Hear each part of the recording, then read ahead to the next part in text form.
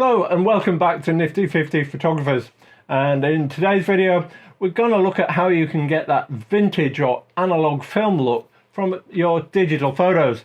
I'm going to do that using Adobe Lightroom and a plugin called Dehancer. Now it's a little bit ironic that we're trying to create that print or vintage film look from a digital image. Sometimes you want to, particularly if you're in love with print or you came from an era where you're used to working in a dark room and things like that, you want to get that grain back, or you want to get that subtlety of color that you just can't quite get from a digital image that's processed normally in things like Lightroom. And it's also a lot cheaper than going to try and find a film camera and using expensive film media and print media. So let's get stuck in and show you how you do it. Now the first thing you need to do is download and install Dehancer. And I'm not going to go through that in this video, but if you go to their website, which I'll leave a link to in the description, you can do that, and there's full instructions there. The key things to do is to make sure you're using a 16-bit color profile and that it's sRGB. Now, I set my TIFF files to be 300 dpi because I like that for printing. I think they recommend 240, but to be honest, it doesn't make a huge amount of difference. Now, before we start, I should point out I haven't been sponsored by Dehancer to make this video. All I've done is download a free trial version, which anybody can do directly from their website. So this is just my opinion of how I think it works and what it can do for you. So first thing we've done, I've downloaded and installed Dehancer, so it's now a plugin. I'm going to start in Lightroom and develop our raw photo. You want to develop this in quite a different way to what you would do normally. In fact, if you were going out to shoot a scene and you were thinking about creating that print look, you might even want to shoot it a little bit differently as well. So the first thing I'm going to start with as an example is a portrait image. So I've got that opened in Lightroom, I'm in the develop module, and this is how Dehancer recommends that you develop that image ready to take into the plugin. Now you're going to set the exposure to -1. I'm going to set the contrast to -40 and the blacks to +60. Pretty much everything else you can leave the same. Leave your contrast profile to linear. What you do want to do is take out any sharpening, so I'll reduce that to 0. I am going to enable profile corrections because I want any lens distortion taken out. Once that's all done, I can now go to the photo menu and choose edit in Dehancer.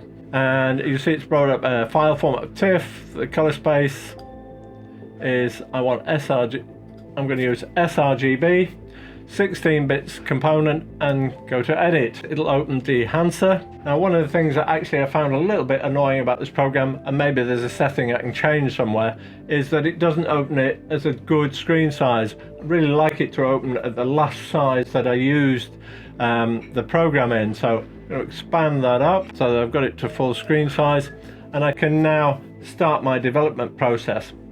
And this is the kind of recommended workflow you should go through. So start with your source, and I'm going to just tweak the exposure up a very slight amount. There we go. Temperature I'm happy with, but just if you play with these sliders you'll see what they do. So taking it up to 100 brings in more warmth, taking it down makes it colder, but I might just take it a tiny bit warmer. And you can tint. Familiar with this in Lightroom, actually it'll make it more green or it'll make it more magenta, and I'm going to just give it a slight bit more magenta. Once you've done that, you now want to choose film profile, and you're going to adjust something called push and pull. But let's choose our film profile first. Now you see these are all grayed out. There's a little box up here you need to tick to make them active. And I'm going to go for one called Kodak Gold 200 because it's one I certainly used to use, and I can vaguely remember what kind of effect it had. So selected my film profile, and now I can play with this push and pull. If you're not familiar with push and pull, this is what it means. In push, the film is underexposed, and then it's overdeveloped in what you would have done in the darkroom. In pull, it's the opposite, so it's overexposed as a film and underdeveloped in the darkroom. This is kind of how you adjust it for things like bringing up shadows or not blowing your highlights. Let me just have a little play with it and you can see what it's doing on the screen there. And I'm going to push this or pull it actually up a little bit till I'm happy. So I'm happy with that now. And now I'm going to go and adjust the expand setting. Scroll down, make sure expand is ticked, and I can now adjust my black and white points. And if you've ever played with the curves in Lightroom, this is a similar kind of effect you get. I'm going to just push my black point down a little bit. It just gives a slight matte feel to the image. And just have a little play with the white point. Take that down a fraction too. Once we've done that, we want to configure our print options. So I'm going to choose a paper from here, and I like the Kodak Endura glossy paper. So we'll choose that, and now we can play with, do we want to adjust the exposure a little bit? To be honest, I'm pretty happy with it as it was, so I'm going to take that back to 0. Let's just type that in. 0. I am going to play with the tonal contrast and just increase that slightly, and I'm going to increase the color density slightly as well because I like the look of that. So I've got that how I want it. Bottom of that, there is actually a tick box called Analog Range Limiter. Now it doesn't allow you to adjust anything, it's something the software does automatically itself, and I'll tick that on, and you can see it's just made a slight subtle change there, but I think I like what it's done. So now probably want to go back to your expand tool, just double check you're happy with your black and white points.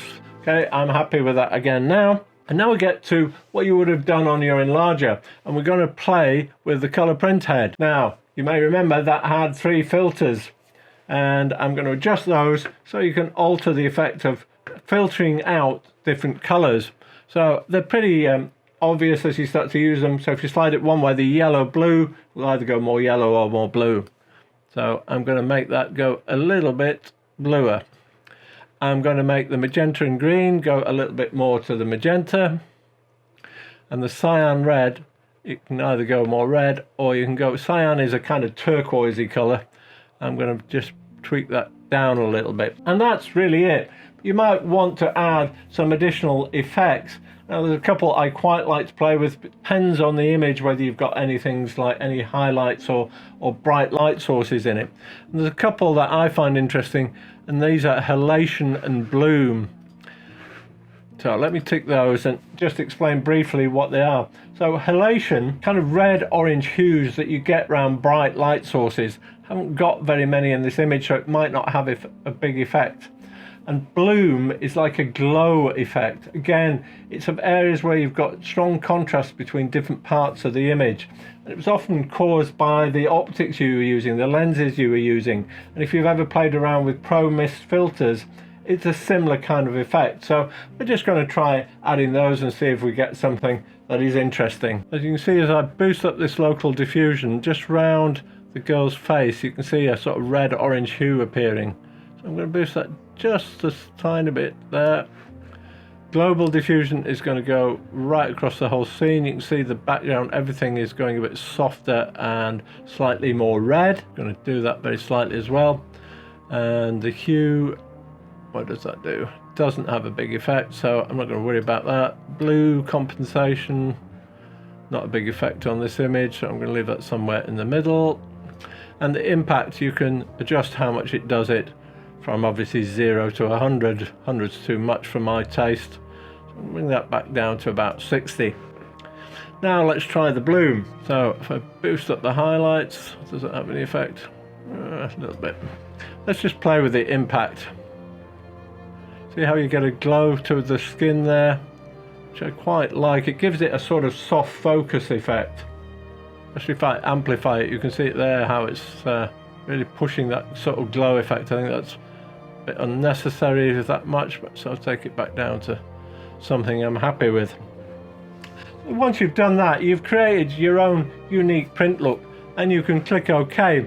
Now when you click OK, it will actually save this in your presets as the last edits.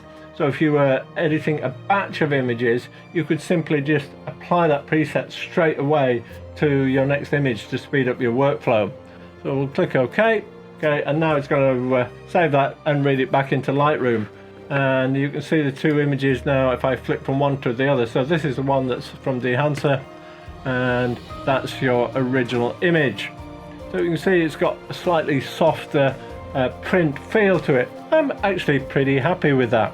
So that's how you could use Dehancer. Now if you are interested in trying it, there is a promo code I can give you. If you put in the promo code Nifty50, you'll get 10% off. I'll leave that in the description so you can find that there. Personally, would I buy it and go out and use it?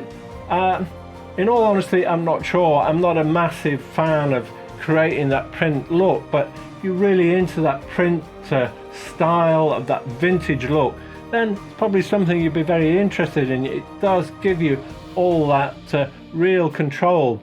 I would spend quite a lot of time really trying to get to understand all those print and film quirks, if you like, so you really understand how that technology worked, what the effect of different emulsions were and grain and so on, and then you could get some good value for it. With the 10% off, perhaps that'll sway your mind to be able to use it.